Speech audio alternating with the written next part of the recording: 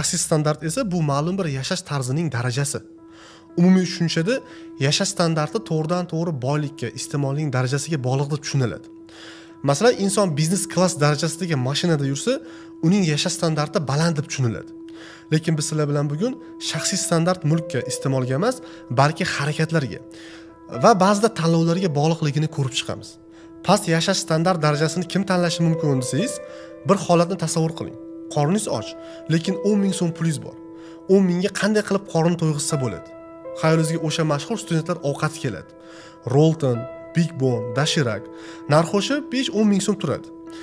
Endi xuddi o'sha pulga banan sotib olsa bo'ladi. Kilosi 20 ming bo'lsa, xullas ikkita bananga yetadigan pulingiz bor. Bitta bananga yetadigan taqdirda ham qorningiz to'yadimi? Kimyoviy qo'shimchalarda zaharlangan lag'monni yeganingiz kabi emas albatta, lekin ochlikni bosadi. Birinchi va ikkinchi tanlovlar o'rtasidagi farqni sezib ko'ring. Qaysi birini iste'mol qilganingizdan keyin o'zingizni kambag'al his qilasiz. Va gap pulda emas. Gap past standartga majburman deb tanlov qilganingizda.